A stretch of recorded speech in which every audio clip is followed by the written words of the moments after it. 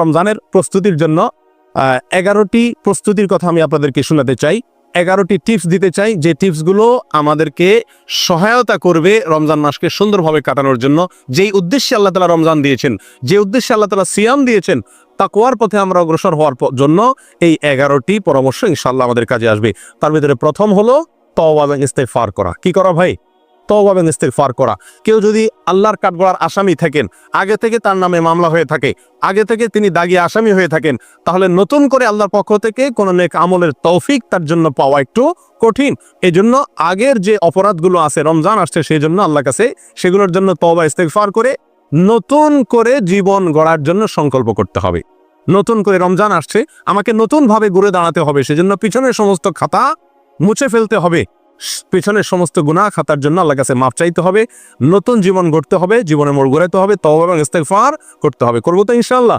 এখন থেকে তওবা এবং ইস্তেগফার করে রমজানের জন্য আমরা প্রস্তুতি গ্রহণ করবো ইনশাআল্লাহ।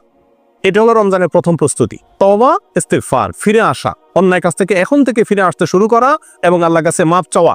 আল্লাহর কাছে মাফ চাইলে আল্লাহ সুবহানাহু ওয়া তাআলা যদি ক্ষমা করেন, তাহলে ইনশাআল্লাহ নতুন করে নেক আমলের তৌফিক এবং সুযোগ আমরা লাভ করবো ইনশাআল্লাহ।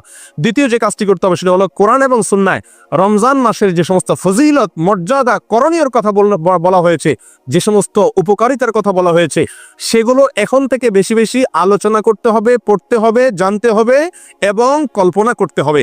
মাথায় বারবার রিমাইন্ড করতে হবে যে রমজান কিন্তু আসছে, জানো। হে আমার প্রবৃত্তি, নিজকে নিজে বলতে হবে যে যে রমজান আসছে সেই রমজান আমার জান্নাতে যাওয়ার সুযোগ, সেই রমজান আল্লাহকে সবচেয়ে বেশি সন্তুষ্ট করার সর্বোত্তম উপায়, এই রমজান জান্নাতের বিশেষ গেট দিয়ে প্রবেশের এক সুবর্ণ সুযোগ, এই রমজান আমার পূর্বের সব গুনাহ খাতাকে মাফ করার উপায়, এই রমজান আমার জীবনকে পরিবর্তন করার উপায়, এই রমজান শয়তানের সঙ্গে যে আমার কুস্তি চলে, লড়াই চলে, সে আমাকে অন্যায় করাতে চায়, আমি ভালো থাকতে চাই, সেই লড়াইয়ে আমার জেতার সুযোগ, কারণ আল্লাহ শয়তানকে এই মাসে বেঁধে রাখেন, আমার সুযোগ এই মাসে আমি তাকে হারিয়ে জান্নাতি হওয়ার সুযোগ পেতে পারি। এই যে রমজানের যে সমস্ত উপকারিতাগুলো আছে, রমজানের প্রস্তুতি হলো আগে থেকে সেগুলো মনে মনে কল্পনা করতে হবে, আলোচনা করতে হবে নিজেদের মধ্যে। তাহলে কি হবে? রমজানের জন্য আমরা মানসিকভাবে কি হব? প্রস্তুত হতে পারবো ইনশাআল্লাহ। তৃতীয় যে কাজটি করতে হবে সেটি হলো ক্ষমা এবং সওয়াব লাভের জন্য, রমজান মাসে মাগফিরাত লাভের জন্য, অতিরিক্ত সওয়াব আল্লাহ সুবহানাহু ওয়া তাআলার কাছ থেকে সংগ্রহ করার জন্য এখন থেকে মানসিকভাবে দৃঢ় প্রতিজ্ঞা করতে হবে। মানসিকভাবে কি করতে হবে ভাই? দৃঢ় প্রতিজ্ঞা করতে হবে, এরাদা করতে হবে, পাক্কা এরাদা করতে হবে এখন থেকে যে আমি এই রমজান, জীবনের যত রমজান যেভাবেই গেছে না গেছে, এই রমজানটা আর আমি কি করবো না, হেলায় কাটাবো না। ভাই নবী সাল্লাল্লাহু আলাইহি সাল্লামের জীবনে 7 বা 8টি রমজান পেয়েছেন। সাহাবায়ে কেরাম, বেশিরভাগ সাহাবীদের জীবনে 2, 4, 5, 6, 7, 8টি রমজান পেয়েছেন। আমরা এক একজন আলহামদুলিল্লাহ জন্মসূত্রে মুসলিম, আমরা আলহামদুলিল্লাহ প্রাপ্তবয়স্ক হওয়া থেকে মৃত্যু পর্যন্ত রমজান পাচ্ছি, 30-40 বার জীবনে রমজান পাচ্ছি। তারা জীবনে 2, 4, 6টি, 7টি, 8টি রমজান পেয়েছেন, প্রাপ্তবয়স্ক হয়েছেন, 40-45 বছরে মুসলমান হয়েছেন, কয়েক বছর পরে মারা গেছেন, শহীদ হয়ে গেছেন, জিহাদের ময়দানে গেছেন, মাত্র কয়েক বছর রমজান পাইছেন। রমজানের রোজা ফরজ হয়েছে যখন, তারপর নবী সাল্লাল্লাহু আলাইহি সাল্লাম মাত্র 7-8 বছর বেঁচে ছিলেন। তাহলে অল্প কয়েকটা রমজান পেয়েছেন, কিন্তু সেগুলোকে এত সুন্দর ব্যবহার করেছেন যে তাদের জীবনে তারা সফল হয়ে গেছেন। প্রিয় বন্ধুগণ, আমরা 30-40টা রমজান পাইও সেগুলোকে সফলভাবে কাটাতে পারি না। এর অন্যতম একটা কারণ হলো এটার জন্য আমাদের পূর্ব প্রস্তুতিটা ভালোভাবে থাকে না।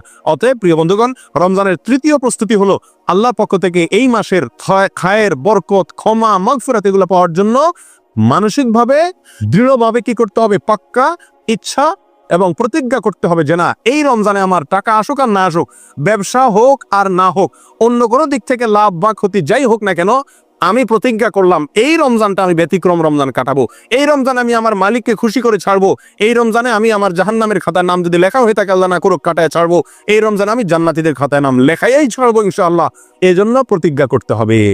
4 নম্বর যে প্রস্তুতিটা নিতে হবে প্রিয় বন্ধুগণ, সেটা হলো এই রমজানের আগে গত বছর বা তার আগের জীবনের কোনো রমজানের রোজা যদি কাজা হয়ে থাকে, এই শাবান মাসে শেষ হতে না হতেই সেই রোজাগুলো আগে কি করতে হবে? রাখতে হবে।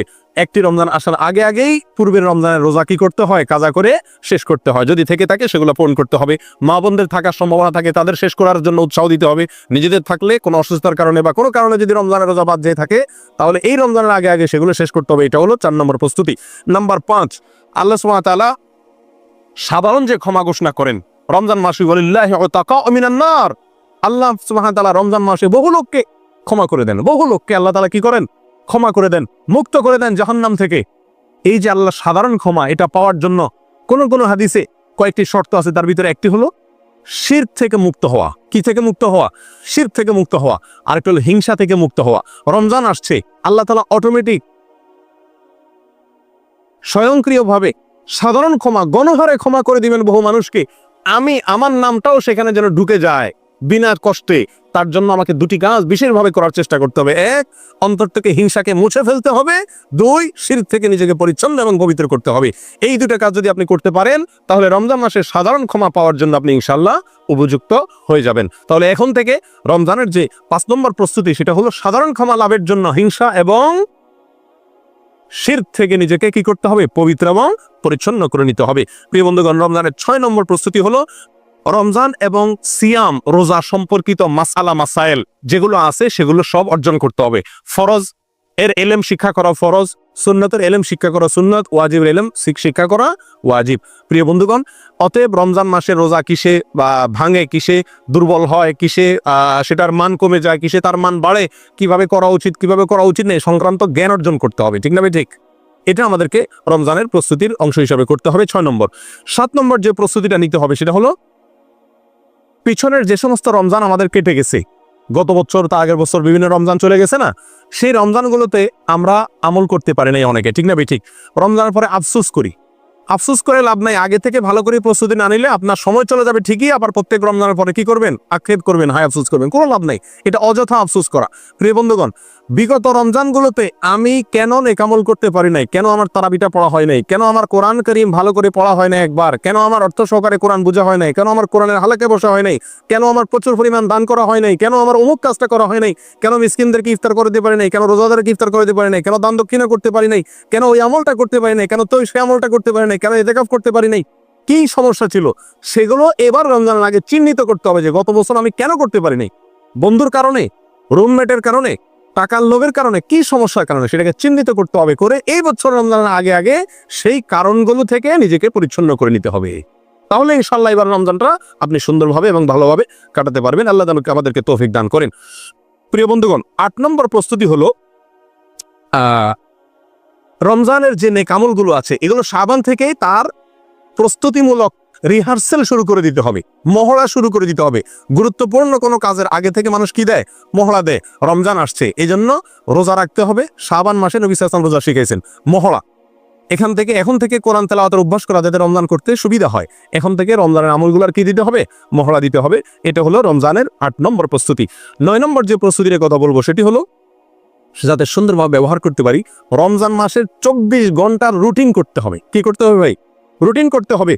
সকাল থেকে সন্ধ্যা পর্যন্ত ডিউটিতে থাকি আর যেখানেই থাকি, আমি কোন মুহূর্তটি কিভাবে আল্লাহকে সন্তুষ্ট করার চেষ্টা করব, কোন মুহূর্তটি আমি ডিউটির সময় আল্লাহকে কিভাবে সন্তুষ্ট করার চেষ্টা করব, রুমে আসার পরে আমার মালিককে কিভাবে সন্তুষ্ট করব, আমি কিভাবে আল্লাহর অসন্তুষ্টি পথ থেকে ফিরে আসব, পুরা দিনের ছক আঁকা।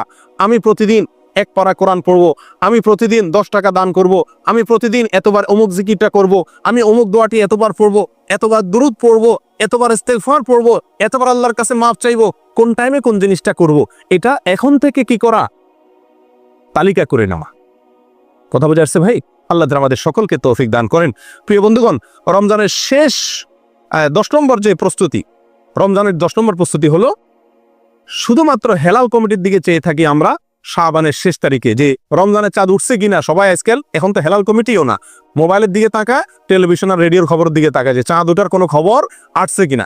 চাঁদ দেখার সুন্নতটা পৃথিবী থেকে বিদায় হওয়ার পথে। হেলাল কমিটির লোকজন, চাঁদ দেখা কমিটির লোকজন চাঁদ দেখবে, ঠিক আছে, কিন্তু আমাদেরও চাঁদ দেখার জন্য চেষ্টা করা উচিত। এই সুন্নতটা দুনিয়া থেকে বিদায় হয়ে গেছে। চাঁদ দেখার একটা দোয়া নবী সাল্লাল্লাহু আলাইহি ওয়াসাল্লাম শিক্ষা দিয়েছেন, আল্লাহুম্মা আহিল্লাহু আলাইনা বিল আমনি ওয়াল ঈমান ওয়াস সালামাতি ওয়াল ইসলাম। আল্লাহ নিরাপত্তা এবং শান্তি নিয়ে যেন এই চাঁদ আমাদের মাঝে আগমন করে, এই দোয়া নবী সাল্লাল্লাহু আলাইহি ওয়াসাল্লাম শিক্ষা দিয়েছেন। অতএব রমজানের প্রস্তুতি 10 নম্বর প্রস্তুতি হবে শাবানের শেষ তারিখে, 29 তারিখে যার যার সাধ্য অনুযায়ী চাঁদ দেখার জন্য পশ্চিম আকাশে একটু অনুসন্ধান চালানো। কথা বুঝে আসছে ভাই? আমরা সবাই করবো তো ইনশাআল্লাহ। এটা আমরা জীবনে কয়বার করেছি সন্দেহ আছে। ছোটবেলা হয়তো গ্রামে থাকতে করা হয়েছে, আর করা হয় নাই। চেষ্টা করতে হবে যেখানে থাকি আমি নিজে সাধ্য অনুযায়ী চাঁদটা দেখার চেষ্টা করব। যদি দেখলাম তাহলে দোয়াটা পড়ার সুযোগ পেয়ে গেলাম। 11 নম্বর সর্বশেষ রমজানের প্রস্তুতি হলো ভাই বেশি বেশি আল্লাহর কাছে দোয়া করা এখন থেকে, মালিক আমি যতই চেষ্টা করি তোমার তৌফিক না হলে কোনো ভালো কাজ করার তৌফিক হবে না। আল্লাহ রমজানে কত মানুষ সৌভাগ্যবানদের কাতারে নাম লেখাবে, আল্লাহ কত মানুষ ক্ষমাপ্রাপ্ত হয়ে যাবে, আল্লাহ কত মানুষ জান্নাতি হয়ে যাবে। মালিক আমি যেন সেই সৌভাগ্যবানদের কাতারে হতে পারি, আল্লাহ তুমি একটু আমাকে তৌফিক দিও, সহজ করে দিও। এই জন্য এখন থেকে আল্লাহর কাছে কি চালাইতে হবে? দোয়া চালাইতে হবে। আল্লাহ আমাদের সকলকে তৌফিক দান করেন।